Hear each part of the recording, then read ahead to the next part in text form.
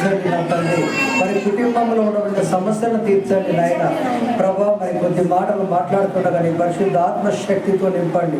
మాట్లాడుతున్న నాకు, వింటున్న వీరికి మీ సహాయం దయచేయమని, నేను వెంటనే కుమ్మరించమని మా ప్రభు ప్రేరక్షకుడు వేసే దివ్యనామం అడుగుతున్నాం తండ్రి. చాలు. స్తోత్రం. కుడి వచ్చిన మీ అందరికీ ప్రభునామములో శుభములు. మరి ఈరోజు ఒక మంచి వర్తమానం మనం కుటుంబంలో కుటుంబ ప్రార్థన, ఇద్దరే ఉండని, ముగ్గురే ఉండని, నలుగురే ఉండని. ఏ ఇంట్లోనైతే ఇద్దరికంటే తక్కువైతే ఉండరని అనుకుంటున్నా. భార్యాభర్తలు పిల్లలు వేసుకుంటే నలుగురు ఐదు లేదు. ఈనాడు ఈ నలుగురు కూర్చొని చక్కగా దేవునికి ఒక అర్ధగంట సేపు ప్రార్థన చేసుకున్నారనుకోండి, ఆ ఇంట్లో ఉండబడిన ప్రతి సమస్యను తొలగించడానికి ప్రభు సిద్ధంగా. ఈనాడు ఏమైపోయిందంటే కుటుంబం అంతా కూర్చొని పొద్దుకోగానే ఏ సీరియల్ వస్తుంది, ఏ సీరియల్ నీకు ఇష్టం, నీకు ఇష్టం ఉన్న సీరియల్ తర్వాత నాకే ఎలాంటి సీరియల్ ఇష్టం అని చెప్పి ఒకరికి ఒకరు వాళ్ళ ఇష్టానుసారంగా గంటల తరబడి రాత్రి 10 దాకా కూడా చూసే వ్యక్తులు ఉన్నారు. కానీ దేవుని గట సమయాన్ని ఇచ్చి ఒక అర్ధగంట ఎక్కువద్దు, ఒక అర్ధగంటే నీ కుటుంబం భార్యాభర్తలు ఉంటే ఇద్దరు, పిల్లలుంటే నలుగురు కలిసి కూర్చొని ఒక పాట పాడి చిన్న వాక్యం చదువుకొని ప్రార్థన చేసుకొని ఆ నెలలో ఎంత అద్భుత దీవెన మీ కుటుంబంలో ఉంటుందో చూడండి.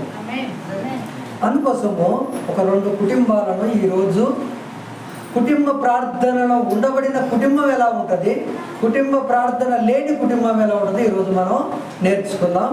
ఒకసారి చూసినట్లయితే ఆదికాండము 12వ అధ్యాయము 7వ వచనం. యెహోవా అబ్రహామునకు ప్రత్యక్షమై నీ సంతానమునకు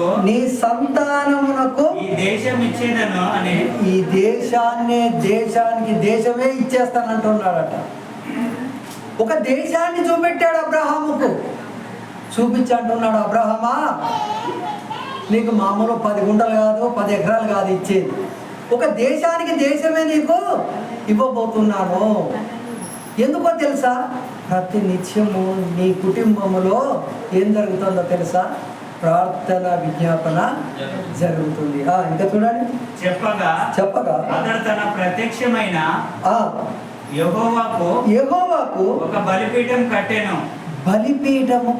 బలిపీఠము దేనికి సాదృశ్యం చెప్పండి? ప్రార్థనకు సాదృశ్యం. గుడారం దేనికి గుర్తు? గుడారము మన గృహానికి గుర్తు. గుడారం వేసుకుంటాం కదా, అనారం గుడారాలు వేసుకొని బ్రతికారు. తర్వాత గుడారాల తర్వాత గుడిసెలు వేసుకున్నారు. కానీ ఇప్పుడు గుడిసెలు పోయి అపార్ట్మెంట్లు మంచి గొప్ప ఇంద్రభవనాలు అయిపోతున్నాయి. కానీ ఆనాడు బ్రతికినటువంటి జీవితం ఏంటంటే గుడారము వేసుకునేవారు. ఎందుకోసం అంటే వాళ్ళకి అర్థమైంది, మనం ఎక్కువ కాలం భూమి మీద ఉండం, ఎంత ఉన్నా 60-70కి ఎక్కువ ఉండం, కాబట్టి గుడారం వేసుకుంటే చాలు. అందుకోసం ఊరు బయట ఉన్న వాళ్ళు ఏం చేస్తారంటే ఎక్కువ కాలం ఉండమన్న సంగతి వాళ్ళకి తెలుసు. వారం రోజులు 15 రోజులు ఉంటామని ఆ ఊరు బయట 4 మేకులు కొట్టి గుడారం వేసుకుంటారు. తర్వాత ఇప్పుడు తొందరగా వెళ్ళిపోతారు, మరొక ఊళ్ళో వేసుకుంటారు. అందుకోసమే అబ్రహాము గారు ఏం చేశారంటే చూడండి,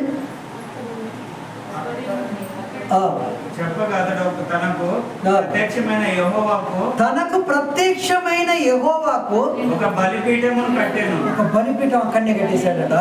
అక్కడ నుండి అతడు బయలుదేరి బేతేలుకు తూర్పునున్న కొండకు చేరి పడమటనున్న బేతేలునకు తూర్పునున్న ఐకిని మధ్యను గుడారం వేసి అక్కడ యెహోవాకు బలిపీఠమును కట్టి యెహోవా నామమున ప్రార్థన చేసేను. ఎక్కడికి వెళ్ళినా కానీ ఆయన ఏం చేస్తున్నాడు? ఒక బలిపీఠం కడతాడు.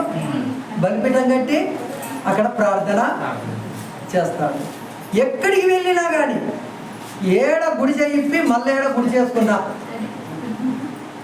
గుడిసె విప్పడం గుడి చేయటమే ఆయన. ఒక దిక్కున ఉండటం ఆయనకి లేదు. అందుకోసం ఆయన గుడారము వేసిన చోటల్లా బలిపీఠాన్ని కట్టడం మొదలుపెట్టాడు. బలిపీఠం కట్టడమే కాక అక్కడ ఏం చేశాడట? ప్రార్థన చేశాడు. అందుకోసమే ఆయన ప్రార్థన, ఆయన మనస్సును తెలుసుకొని దేవుడు ఏమన్నాడో తెలుసా? ఒక దేశానికి దేశమే నీకు ఇవ్వబోతున్నాను. దేశానికి దేశమే ఇస్తే మామూలు అండి. ఒక దేశం అంటే అది పాలస్తీనా దేశం, మళ్ళా అది మామూలు దేశం కాదు, మళ్ళా ఏ కొరత లేని దేశం అది. అలాంటి దేశాన్ని నీకు ఇవ్వబోతున్నాను అన్నాడు, ఇవ్వబోతున్నాడు. కానీ అప్పటికే ఆయనకి ఏం లేదు, ఆయనకు అసలే పిల్లలే లేరు, పిల్లలే లేరు. మరి దేశానికి దేశం ఇవ్వకపోతే ఏం చేసుకోవాలి చెప్పండి? దేశానికి దేశం ఇవ్వబోతున్నాడు. ఉన్న ఇంటి ఉన్న 4 రూముల ఇల్లుంటేనే అలా ఉండేటోళ్ళు లేడు. అలాంటిది దేశానికి దేశం ఇవ్వబోతున్నాడు. అప్పుడు దేవుడు అన్నాడు, ఈయన అబ్రహాం గారుండి, అయ్యా నువ్వు నాకు దేశానికి దేశం ఇవ్వబోతున్నాను అన్నావు, కానీ అసలు నాకు సంతానమే లేదు కదా అంటే అప్పుడు ఏమన్నాడు చూడండి ఒకసారి. 13వ అధ్యాయము, అందులో 13వ అధ్యాయం 15 వచనం. ఎందుకనగా నువ్వు చూచుచున్న ఈ దేశమంతటికి నీకును నీ సంతానమునకును సదాకాలం ఇచ్చేదను. నీకును నీ సంతానమునకును సదాకాలం ఇచ్చేదను. మరియు నీ సంతానమును భూమి మీద నుండు ఇసుక రేణువుల వలెను విస్తరింపజేసేదను. ఎలా విస్తరింపజేస్తాడట? మీరు ఎప్పుడన్నా ఏట్లోకి పోయి ఒక దోషడంతా ఉసుక తీసుకోండి, ఇక గట్టుకొచ్చి కూర్చోండి, ఆ పొద్దుందానిగా లెక్క పెట్టండి. దోషడే లెక్క పెట్టగలరా? ఒక్క దోషడు ఇసుకే. కానీ ఆయన అంటున్నాడు, సముద్రంలో ఉండబడిన ఇసుక రేణువుల వంత నీ సంతానాన్ని ఇవ్వబోతున్నాను. అందుకోసమే నీకు ఒక దేశానికి దేశమే ఇస్తున్నా. నువ్వేమనుకుంటున్నావు? అయ్యా నాకు అసలు సంతానమే లేదు కదా, ఈ దేశానికి దేశం ఇస్తే నేనేం చేసుకోనయ్యా అని నువ్వంటున్నావు. కాబట్టి నేను ఇవ్వబోయేది ఎలా ఉంటుందో తెలుసా? ఇసుక రేణువుల వంత విస్తారమైన ఆకాశంలో ఉన్న నక్షత్రాలను ఒకసారి లెక్కించగలవా అంటాడు. ఎన్ని లెక్కిస్తాము మనం? ఆకాశంలో ఉండబడిన నక్షత్రాలను ఒక్కసారి నువ్వు లెక్కించు. ఆకాశ నక్షత్రాలను లెక్కించలేవు, సముద్రంలో ఉండబడిన ఇసుక రేణువులను నువ్వు లెక్కించలేవు. అంతటి సంతానం నీ గర్భంలో నుంచి రాబోతున్నారు అన్నాడట. ఈనాడు ప్రపంచంలో 800 కోట్ల మంది ప్రజలుంటే అందులో 600 కోట్ల మంది అబ్రహాం సంతానమే. అబ్రహాం సంతానం ఎంత అయ్యారు? 600 కోట్ల మంది. 600 కోట్ల మంది అబ్రహాం సంతానమే. అందుకోసమే అంటున్నాడు, ఇసుక రేణువుల వంత విస్తరింపజేసేదను. ఎట్లనగా భూమి మీద నుండి ఇసుక రేణువులు లెక్కింపగలిగిన ఎవడన్నా లెక్కించగలడా? నీ సంతానం కూడా ఎవడు లెక్కించలేడు. నీ సంతానం కూడా ఎవడు లెక్కించలేడు. అంత సంతానాన్ని ఇవ్వబోతున్నాను కాబట్టి ఇంత పెద్ద దేశాన్ని నీకు ఇవ్వబోతున్నాను. అందుకోసమే కొత్తగా పెళ్లి చేసుకున్న వాళ్ళు ఏం చేస్తారు? మన పుట్టబోయే పిల్లలకు మంచి స్థలం ఉండాలి, మంచి ఇల్లు ఉండాలి. 4 పుట్టినప్పుడు 4 కూడా విశాలంగా ఉండటానికి 4 ప్లాట్లు ఉండాలని చెప్పి పుట్టక ముందే కొంటాడు. కాబట్టి ఈ మనసు ఎవరికుందో తెలుసా? దేవాది దేవునికి ముందుగానే ఆయనకు ఉన్నది కాబట్టి అబ్రహాము ఎవరో తెలుసా? ఈ ప్రపంచంలో ఉండబడిన దేవుని నమ్ముకున్న పిల్లలందరికీ ఆయన ఎవరో తెలుసా? ఆయన పేరేంటిది? ఆయన ఎవరన్నాడు? విశ్వాసులకు తండ్రి. విశ్వాసులకు తండ్రి. ప్రపంచంలో దేవుని నమ్మిన పిల్లలు ఎంత మంది అయితే ఉన్నారో, ఏ దేశంలో అయితే ఉన్నారో ఆ దేశంలో ఉండబడిన వారందరికీ అబ్రహాం ఎవరట? తండ్రి. నువ్వంత గొప్పవాడు అయ్యా. ఎక్కడికి వెళ్ళినా కానీ అక్కడ ఒక బలిపీఠం కడుతున్నావు, ప్రార్థన చేస్తున్నావు, నా కోసం విజ్ఞాపన చేస్తున్నావు. ఇలాంటి నీ కుటుంబానికి నేను ఎప్పుడైనా హాని చేస్తానా? నీ కుటుంబం ఎంత విస్తరిస్తుంది అంతగా విస్తరిస్తుంది. నీ కుటుంబ సంఖ్యను ఎవడు లెక్కింపలేడు. అదన్నట్టు మనం పొద్దుగానే నీకే సీరియల్ ఇష్టం, నాకే సీరియల్ ఇష్టం అని చెప్పి గంటల తరబడి టీవీ కాడ కూర్చొని కాలయాపన చేసే కుటుంబాలన్నీ ఉన్నాయి. కానీ కలిసి అర్ధగంట సేపు ప్రార్థన చేసి చూడండి, మీ కుటుంబంలో ఎలాంటి విజయాలు జరుగుతాయో, ఎలాంటి అద్భుతాలు జరుగుతాయో. అందుకోసమే అబ్రహాము గారికి ఆ విషయం తెలుసు కాబట్టి ఆయన ఏం చేశాడంటే ఎక్కడికి వెళ్ళినా కానీ అక్కడ బలిపీఠం కట్టేవాడు, ప్రార్థన చేసేవాడు. అదేవిధంగా 18వ అధ్యాయం చూడండి. 18వ అధ్యాయం అందులోనే మొదటి నుంచి 18వ అధ్యాయం మొదటి నుండి మరియు మామ్రే దగ్గరనున్న హిందూ వనంలో సింధూర వనములో అబ్రహాము ఎండవేళ గుడారము ద్వారమందు కూర్చొని ఉన్నప్పుడు కనబడాను. ఎవరు కనపడ్డారట? యెహోవా కనపడ్డాడు. కనపడ్డ తర్వాత ఆయన వెంటనే అనుకున్నాడు, దేవుడు నన్ను దర్శించడానికి వచ్చాడు. తర్వాత అతడు కన్నులెత్తి చూసినప్పుడు ముగ్గురు మనుషులు అతని ఎదుట నిలబడి ఉండేది. కనపడ్డది ఎవరు? మొదగాలు ఒక్కడు కనపడ్డాడు.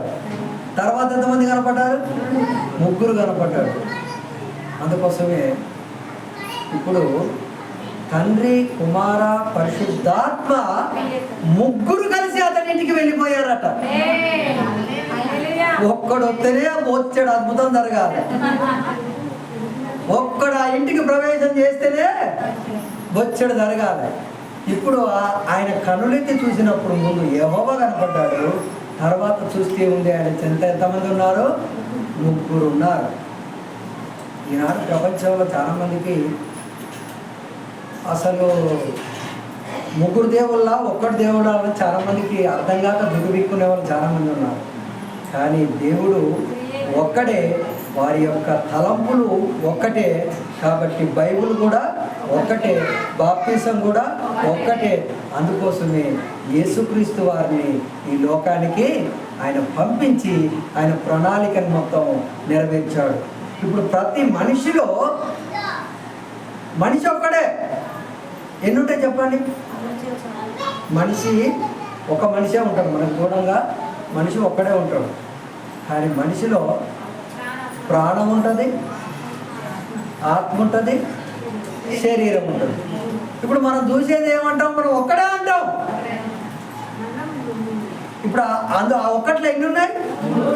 ప్రాణం ఉన్నది, ఆత్మ ఉన్నది, కనపడేది శరీరం ఉన్నది. అందుకోసం ముందు కనపడేది ఎవరో తెలుసా? యెహోవా కనపడ్డాడు. తర్వాత ఆయనకి ఇంకెవరికి కనిపించారు చూడండి. అతడు వారిని చూచి గుడారం వాకిట, గుడారం అంటే ఇల్లే, బలిపీఠం అంటే ప్రార్థన మందిరం. ప్రార్థన నీ ఇంట్లో ఎక్కడ జరిగిన ప్రార్థన అది బలిపీఠం. గుడారం అంటే నీ ఇల్లు. వారిని ఎదుర్కొనుటకు పరిగెత్తి నేల మట్టుకు వంగి ప్రభువా నీ కటాక్షము నా మీద ఉన్న ఎడల ఇప్పుడు నీ దాసుని దాటి నువ్వు అస్సలే వెళ్ళొద్దు. నేను కొంచెం నీళ్లు ఈరోజు నా ఇంటికి రావాలి. నువ్వే కాదు, నీతో పాటు ఉన్నా ఇద్దరు కూడా, ముగ్గురు నా ఇంట్లో అడుగు పెట్టాలి. చూడండి, నేను కొంచెం నీళ్లు తెప్పించేదను. దయచేసి కాళ్ళు కడుక్కొని చెట్టు కింద అలసట తెచ్చుకొనుడి. కొంచెం ఆహారం తెచ్చేదను. మీ ప్రాణంలో బలపరచుకొనుడి.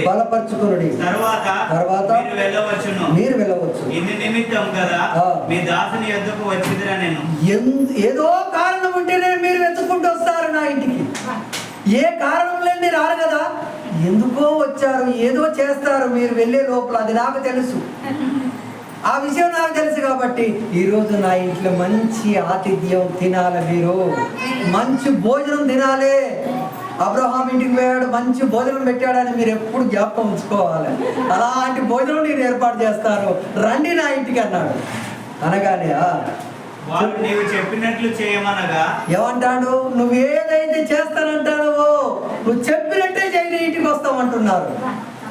అబ్రహాము గుడారములో ఉన్న శారా యొద్దకు పరిగెత్తుకొని పోయి త్వరగా వెళ్ళి నీవు త్వరపడి 3 మాణికల మెత్తని పిండి పిసికి రొట్టెలు చేయి. మరియు అబ్రహాము పశువుల మందకు పరిగెత్తుకొని వెళ్ళి ఒక మంచి లేత దూడను ఒక పనివానికి అప్పగించాను. వాడు దాన్ని త్వరగా సిద్ధపరిచాను. తర్వాత అతడు వెన్నెను పాలను తను సిద్ధం చేయించిన వెన్న, పాలు, జున్ను వాళ్ళకి ఏమేమి ఇష్టమో అవన్నీ తీసుకెళ్లి వాళ్ళ ముందర పెట్టి, అయ్యా ఈ తినండి, మీరు ఏదో ఒక పని మీద వచ్చారు, ఆ పని ఏదో చివరికైనా పోయేటప్పుడు చెప్పిపోండి, చివరికి పోయేటప్పుడు చెప్పిపోండి. అప్పుడు అంటాడు, అబ్రహామా నువ్వు ప్రపంచానికి విశ్వాసులకు తండ్రివి, నాకెవరో తెలుసా, నువ్వు స్నేహితుడివి. స్నేహితుడికి ఎవడన్నా ఏ ముచ్చటన్నా దాతాడా? యవనస్తులకి అరే నాకు క్లోజ్ ఫ్రెండ్ రా అంటే అబ్బాయికి చెప్పని ముచ్చట కూడా వారికి చెప్తాడు మొదగా తీసుకెళ్ళి. ఆయన ఏమన్నాడంటే నువ్వు నా స్నేహితుడివి, స్నేహితునికి నేనే గల విషయం దాయను కదా, దాచాను అని చెప్పి ఏమంటాడు చూడండి. వారి యొద్దకు పెట్టి వారు భోజనము చేయుచుండగా ఆ చెట్టు క్రింద నిల్చుండెను. వారు అతనితో నీ భార్య అయిన శారా ఎక్కడ ఉన్నదని అడగగా, నీ శారా ఎక్కడ ఉన్నదయ్యా? అతడు అదిగో గుడారంలో ఉన్నదని చెప్పాను. గుడారములో ఉన్నది నా భార్య. అందుకు ఆయన మీ దటికి ఈ కాలమున వచ్చే సంవత్సరానికి మళ్ళీ కూడా నీ ఇంటికి కాలమున నీ యొద్దకు నిశ్చయముగా మరలా వచ్చేదను. అప్పుడు నీ భార్య అయిన శారాకు ఒక కుమారుడు కలుగునని చెప్పాను. 75వ ఏట ఆయన వాగ్దానం చేశాడు. 75వ సంవత్సరాల వాగ్దానం చేశాడు. 99వ ఏట ఇంటికి వచ్చేసాడు ఆ వాగ్దానాన్ని చెప్పడానికి. వచ్చే సంవత్సరం నీకు అది జరగబోతుంది. నా ఇంట్లో నువ్వు అడుగు పెట్టావంటే ఏదో ఒక గొప్ప అద్భుతం ఉంటుంది. అందుకే రండి అయ్యా రండి అని చెప్పి ఇంటికి తీసుకెళ్ళి ఆయనకు కావలసినవన్నీ వడ్డించి చక్కగా తిన్న తర్వాత వాళ్ళ కడుపులో లోపలికి పోయిన తర్వాత అప్పుడు అడుగుతున్నారు, నీ భార్య ఎక్కడున్నది? గుడారంలో ఉన్నది అంటే ఏమంటాడో తెలుసా? మళ్ళా మా మీదటికి వచ్చే సంవత్సరానికి నీ భార్యకు ఒక మంచి కుమారుడు జన్మించనై ఉన్నాడు. చూడండి అన్నమాట. చారా ఆయన వెనుక నుండి గుడారం ద్వారమందు వినుచుండెను. వీళ్ళు మాట్లాడుకునేదంతా వింటుంది. అబ్రాహామును శారాయును బహుకాలం గడిచిన వృద్ధులై ఉండిరి. వాళ్ళు ఎలాంటి వాళ్ళట ఏమన్నా వయసాల్లా? బహుకాలము గడిచిన వృద్ధులు. 99 ఆయనకు, 90 ఆమెకు. 99 వృద్ధుడు ఆయన. కాబట్టి అప్పుడు ఏమంటాడు చూడండి, స్త్రీ ధర్మము నిలిచిపోయింది. స్త్రీకి సంతానం కావాలంటే నెలసరి తప్పగా ఉండాలి. కొంతమంది 2-3 నెలలకు ఉంటారు, అది అందుకే వాళ్ళకు క్రమంగా అందలేకపోతుంది. అందుకోసం ఆల్రెడీ శారమ్మకి ఏమైపోయిందట, నా నెలసరి కూడా పోయింది. నాకెలా అవుతుంది అసలు ఇంతకు? నా యజమాని చూస్తే ఎలా ఉన్నాడు? వృద్ధుడు. ఆయన ఇది ఎలా సాధ్యం, ఇది ఎలా సాధ్యం అని చెప్పి ఆమె ఏం చేసిందంటే నవ్విందట.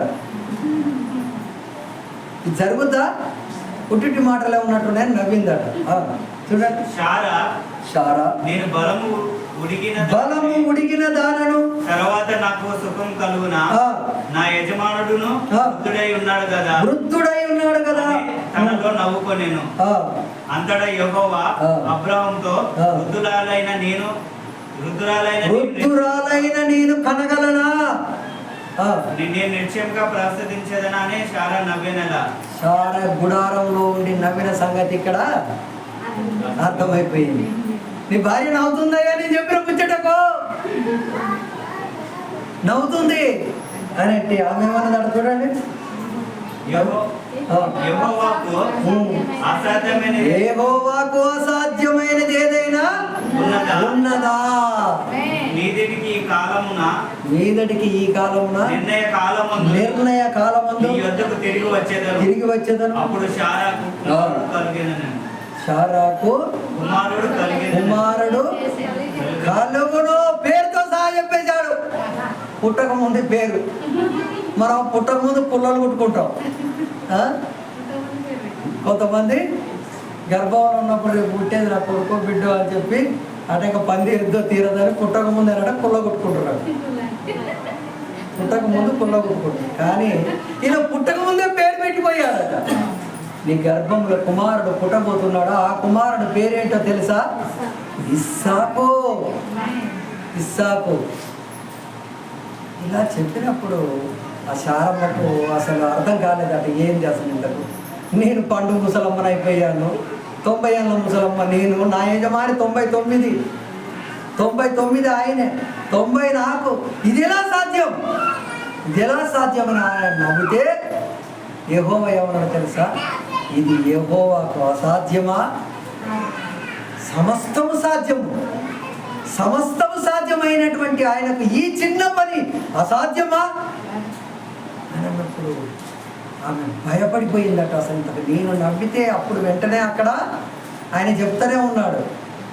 నవ్వితే వెంటనే చెప్పిపోతున్నాడు అని చెప్పి అని అనుకున్నదట. ఇది జరుగునా అని అన్నదట. జరుగునా అని. అందుకోసం ఒకసారి మనము యాకోబు పత్రిక 2వ అధ్యాయము 23వ వచనం. యాకోబు పత్రిక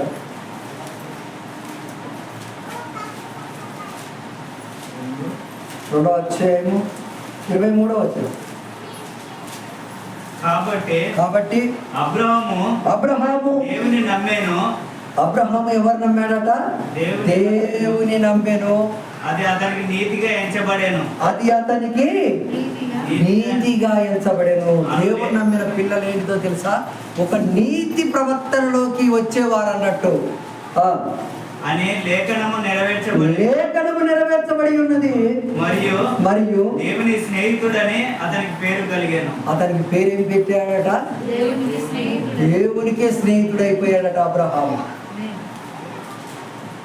మనం ప్రార్థన చేస్తుంటే, ప్రార్థనతో మనం ఏకమైపోతే దేవునికి మనం స్నేహితులుగా మారిపోతాము, స్నేహితురాళ్ళుగా మారిపోతాము.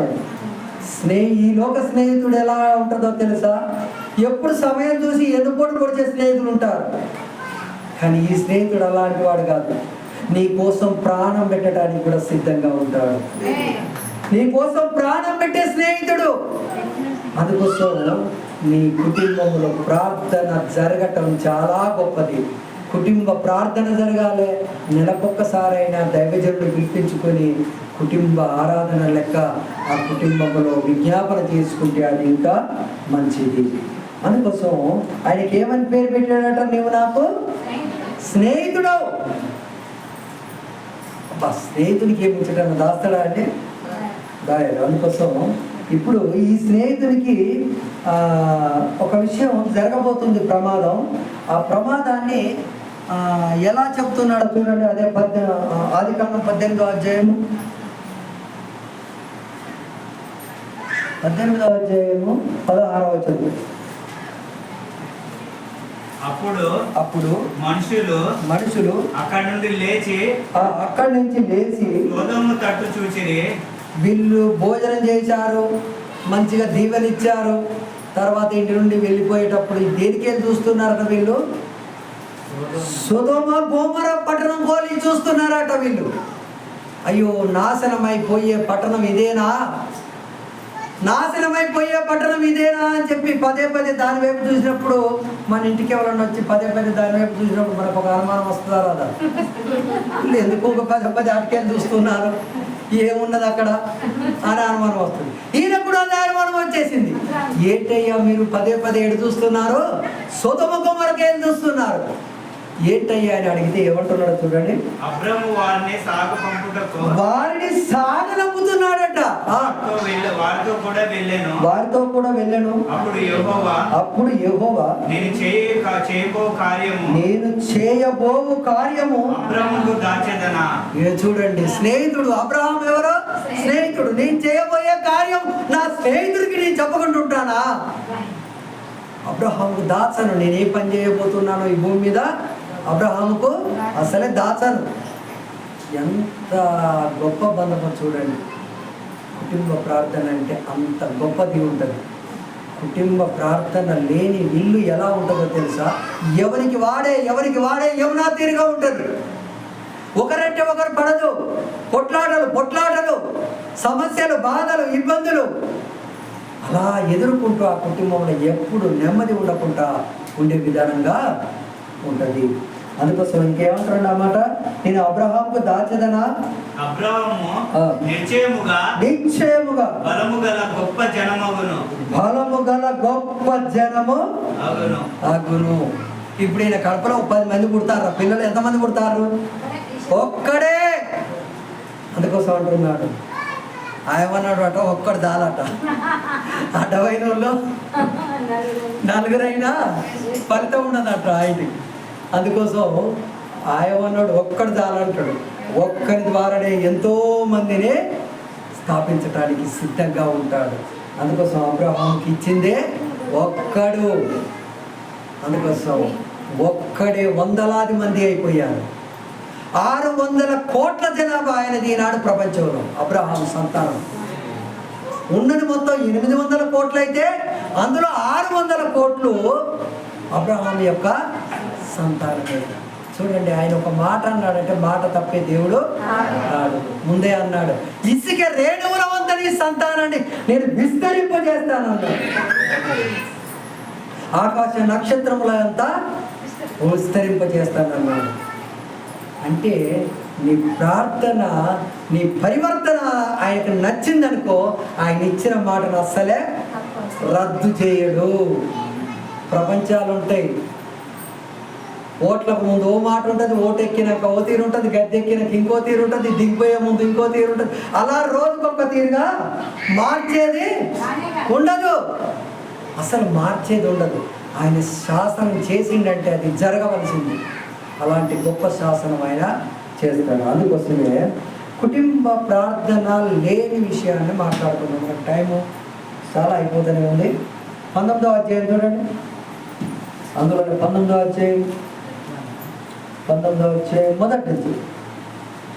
ఆ సాయంకాలమందు ఆ ఇద్దరు దేవదూతలు సొదొమ చేరినప్పటికీ లోతు సొదొమ గవిని యొద్ద కూర్చొని ఉండెను. లోతు వారిని చూచి వారిని ఎదుర్కొనుటకు లేచి సాష్టాంగ నమస్కారం చేశాడట. నా ప్రభులారా దయచేసి నీ దాసుని ఇంటికి వచ్చి రాత్రి మా ఇంట్లో వెళ్ళబుచ్చి కాళ్ళు కడుక్కొనుడి. మీరు పెద్దల కాడ లేచి మీ త్రోవన వెళ్ళవచ్చును. అందుకు వారు అలాగూ కాదు, నడి వీధిలో. మేము ఈ రాత్రి నీ ఇంట్లోకి రాలేము, మేము ఎక్కడ ఉంటామంటున్నారు? నడి వీధిలోనే ఉంటామంటున్నారు. మేము నడి బదాట్లనైనా ఉంటాం కానీ నీ ఇంట్లోకి ఏంటి అసలు? ఈయన పోయి సాష్టాంగ నమస్కారం చేసాడు. అబ్రహాము వంగి నమస్కారం చేసాడు. సాష్టాంగ నమస్కారం చేసినా కానీ అక్కడ కుటుంబంలో ఏం లేదు, కుటుంబ ప్రార్థన లేదు. కుటుంబ ప్రార్థన లేని ఇంటి ఆవరణంలో కూడా ఆయన పాదము మోపటానికి నిరాకరిస్తాడు. అందుకోసం ఆయన పోయి సాష్టాంగ నమస్కారం చేసి, అయ్యా ఈ రాత్రి వచ్చి నా ఇంట్లో ఉండి ఉదయం మీ దారిన మీరు వెళ్ళిపోమంటే ఏమంటున్నాడో తెలుసా? నేను ఇంట్లోకి రాను. ఎక్కడ ఉంటానంటున్నాడు? నడి వీధిలోనే ఉంటామంటున్నాడు. మేము ఈ రాత్రి నీ ఇంట్లోకి రామయ్యా, నడి బదాట్లోనే ఉంటామంటున్నాడు. చూడండి, అయినను అతడు మిక్కిలి బలవంతం చేసినప్పుడు మిక్కిలి బతిలాడుతున్నాడు. అయ్యా రాండి అయ్యా అయ్యా రాండి అయ్యా, అయ్యా రాండి అయ్యా అంటే అప్పుడు వారు అతని తట్టు తిరిగి అసలు ఈయన ఇటు మాట్లాడితే ఆయన వాళ్ళు అడుముఖం చేసి ఉన్నారు. అతని ఇంట ప్రవేశించి ఆయన ఇటు మాట్లాడతాడు, లోతు గారు ఇటు మాట్లాడతాడు. ఇటు మాట్లాడినప్పుడు ఆ వ్యక్తికి ఎదురుగా తిరిగితే ప్రేమ ఉన్నట్టు, ఆ వ్యక్తికి ఈపు చూపించి అటుకి ఇటు మాట్లాడితే ఎట్లుంటుందో చెప్పండి. వాళ్ళు అటు తిరిగారట. ఎంతో బతిమలాడుతున్నాడు, ఎంతో బతిమలాడుతున్నాడు. రండి అయ్యా రండి, దయచేసి మా ఇంట్లో ఈ రాత్రి ఉండండి అయ్యా, ప్లీజ్ అయ్యా అని బతిమలాడితే అప్పుడు బలవంతం చేస్తే అప్పుడు ఆడు మొహం చేసిన వాళ్ళు ఇటు తిరిగిర్రాడు. ఏమంటాడు చూడండి, వారు అతని తట్టు తిరిగి వారు అతని తట్టు అప్పుడు తిరిగారట. అతని ఇంట ప్రవేశించి అతని ఇంట ప్రవేశించి ప్రార్థన లేని ఇంట్లోనంట పాదం మోపటానికి ఇష్టపడారు. కుటుంబ ప్రార్థన అంత గొప్పది, అంత శక్తివంతమైనది. మీరు ఒక్క 30 నిమిషాలు అర్ధగంటే భార్యాభర్తలు ఉంటే 2, పిల్లలుంటే 4 కలిసి కూర్చొని ఒక పాట పాడండి, ప్రార్థన చేయండి, చిన్న వాక్యం చదువుకోండి. మీకు ఏదైనా సమస్యలు ఉంటే దేవుడికి చెప్పండి, కథ అయిపోయింది అంతే. ఈ చిన్న పని చేయండి. మీరు మీ ఇంట్లోకి ఆయన రావటానికి సంతోషంగా, మీ యొక్క ఆయన పాదాలు మీ ఇంట్లోకి రావటానికి సంతోషంగా ఉంటుంది. ఆయన నిరాకరించాడు. కానీ ఇక్కడ లోతు ఏం చేశాడు? సాష్టాంగ నమస్కారం చేశాడు. అయినా కానీ ఆ ఇంటికి వెళ్ళటానికి వారికి ఇష్టం లేక ఈయన మాట్లాడుతుంటే ఆయన అడు చూస్తుంటాడు. ఎప్పుడన్నా మీ విషయంలో మీ పాలెంలో ఉన్నారనుకోండి, మీరు ఇంటికి పోయి మాట్లాడుతుంటే వాళ్ళ పని వాళ్ళు చేసుకొని మీకేం ఈ పెట్టి ఉంటే ఎట్లుంటుంది? నా మాట వీళ్ళకు లెక్కలేదు, నేను ఇటు చెప్తే వాళ్ళు అటు ఇటు ఉన్నారంటే నా మాట వీళ్ళకు లెక్కలేదు అన్నట్టు. అదేవిధంగా లోతు గారు సాష్టాంగ నమస్కారం చేసి, అయ్యా ఈ రాత్రి రండి, మా ఇంట్లో ఉండి ఉదయమే పోండి అయ్యా అన్నాడు ఆయన. వాళ్ళంత బలవంతం చేసినప్పటికీ చివరికి బతిలాడగా అప్పుడట ఈయన తట్టు తిరిగారట. తిరిగి అతడు వారికి విందు చేసి పొంగని రొట్టెలు కాల్చగా వారు భోజనము చేసిరి. వారు పండుకొనక ముందు ఇక్కడ భోజనము, ఇక్కడ భోజన ఏర్పాట్లు కూడా వాళ్ళ భార్య అనుమతించలేదట. ఇంటికి దైవ సేవకులు వస్తే కొంతమంది పట్టిపట్టనట్టుగా అలా ఎప్పుడు ఉండకండి. ఒక దైవ సేవకుడు మీ ఇంట్లో పాదం మోపడమే అదొక గొప్ప ధన్యత. అందుకోసమే ఆనాడు యేసుక్రీస్తు తన శిష్యులతో చెప్పాడు, ఏ ఇంటికైతే మీరు వెళుతారో ఆ ఇంట్లో మిమ్ములను వాళ్ళు నిరాకరిస్తే మీరు ఏం చేయకండి. ఏం చేయమన్నాడు? కాళ్ళకు కొద్దిగా మట్టి ఉంటుందా ఉండదు, అది అక్కడ కొద్దిగా దులిపిరా అన్నాడు. అది అట ఆయన వచ్చినప్పుడు సాక్ష్యం చెప్పొద్దట. కాళ్ళకున్న చిన్న మట్టి రవ్వ మీరు తూడ్చారా? ఇల్లును తూడుతూనే ఉంటారు కదా రోజు. అయినా ప్రభు వచ్చే వరకు ఆ ధూళి సాక్ష్యంగా ఉంటుందట. నా పిల్లలు నీ ఇంటికి వస్తే ఆ రోజు నువ్వు ఎంత నిర్లక్ష్యంగా ఉన్నావమ్మా, ఎంత నిర్లక్ష్యంగా చూసావమ్మా అని చెప్పి అది సాక్ష్యంగా ఉంటుందట. అందుకోసం యేసు ప్రభు వారు తన శిశువులను ఇద్దరిద్దరిని ప్రజల మధ్యకు పంపినప్పుడు ఏ గ్రామానికి అయితే వెళ్తారో ఆ గ్రామానికి మీరు ఏం తీసుకెళ్ళకండి, ఒక బైబిల్ తీసుకొని వెళ్ళండి. ఇది ఉంటే నీకు ధన సంపద ఉన్నట్టే. ఏమైనా డబ్బులు లేకుండా పర్వాలేదు, కొంత బట్టలు లేకుండా పర్వాలేదు, ఏమి లేకుండా పర్వాలేదు, ఇది ఉంటే అన్నీ ఉన్నట్టే. అది తీసుకొని వెళ్ళండి. వాక్యం అన్నాడు అది ధన సమృద్ధి సంపద అన్నాడు. ఇంకా అది లేదా నీ హృదయములో, ఆ హృదయములో ఉండబడిన వాక్యం అది చాలా గొప్పది అన్నాడు. అందుకోసమే యేసు ప్రభు వారు ఆ శిశువులకు చెప్పిన మాట ఏంటంటే, నువ్వు ఏ ఇంట్లోనైతే అడుగు పెడతావో ఆ ఇంటిలో వాళ్ళు నిరాకరించినప్పుడు మీరు వెళ్ళే సమయంలో మీ కాలికున్న పాదధూళిని దులిపి వెళ్ళిపోండి అంటాడు. పాదధూళిని దులిపి వెళ్ళిపోండి. అదేవిధంగా ఏ ఇంట్లోనైతే ప్రార్థన ఉంటుందో, ఏ ఇంట్లోనైతే కుటుంబ ప్రార్థన జరుగుతుందో ఆ ఇంటిలో వాళ్ళ గర్భంలో నుంచి గొప్ప గొప్ప ప్రవక్తలు పుట్టుకొస్తారట. ఎలాంటి ప్రవక్తలు? గొప్ప గొప్ప ప్రవక్తలు పుట్టుకొస్తారు. ప్రవక్తలు పుట్టలేదనుకో ఈ దేశాన్ని పరిపాలించే నాయకులు పుట్టుకొస్తారు. వస్తేనో ప్రవక్తలు, లేకపోతే పరిపాలకులు. ప్రవక్తలన్నా పరిపాలకులన్నా నీ గర్భంలో నుంచి వస్తారు.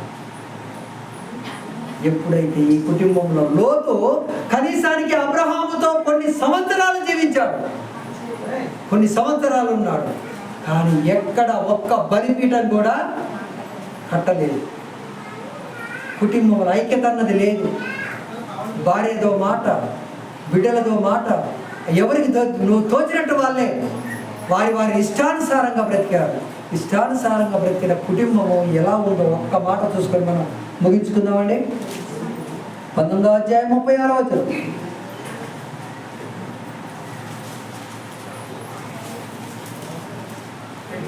19వ అధ్యాయం 36వ వచనం. వారిలో 16:30 చూడండి.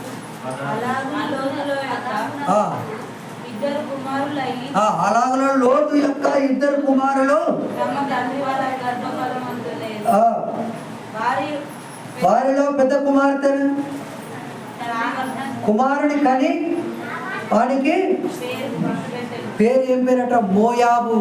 ఒక మోయాబు వంశం, ఒక చెడ్డ సంతానం ప్రబలిపోయింది. మోయాబులు. ఇంకా ఇంకొచ్చిన కుమార్తెకు వారిలో పెద్దది కుమారునిగానే వానికి మోయాబు అని పేరు పెట్టాను. అతడు నేటి వరకు మోయాబులకు మూల పురుషుడిగా ఎంచబడాను. చిన్నది కూడా కుమారుని కానీ వానికి బెన్యామీన్ అని పేరు పెట్టాను. అమోనీయులు. బెన్యామీన్ అంటే చూడండి, అతడు నేటి వరకు అమ్మోనీయులకు మూల పురుషుడిగా ఎంచబడాను. ఈ అమోనీయుల సంతానం చెడ్డ సంతానము. ఇంకా మొదటి సంతానం ఏంటి? మోయాబీల చెడ్డ సంతానము. ఎవరి గర్భంలో నుంచి వచ్చిందంటే లోతు యొక్క సంతానంలో నుంచి వచ్చేసింది. క్రమశిక్షణ లేని సంతానం, ప్రపంచానికి ఉపయోగం లేని సంతానం. ఈ సంతానాన్ని బట్టి ఈనాడు ప్రపంచంలో ఎన్నో మత్సలు, ఎన్నో బురద తలుపుతున్నారు బైబిల్లో. అందుకోసము బలిపీఠం లేని లోతు కుటుంబము, బలిపీఠం కట్టినటువంటి అబ్రహాము సంతానం. కుటుంబ ప్రార్థన బలిపీఠంతో సమానము. ఒక్క అర్ధ గంటే కదా, మీరు ఎన్నో గంటల తరబడి పనులు చేస్తుంటారు.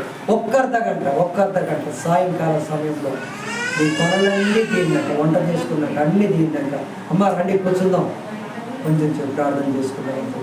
ఒక అర్ధ గంట చేసుకోండి. ఎంత అద్భుతాన్ని మీ కుటుంబంలో చూస్తారో చూడండి. చివరికి ఒక్క మాట సంఖ్యాకాండం 14వ అధ్యాయం 8వ వచనం.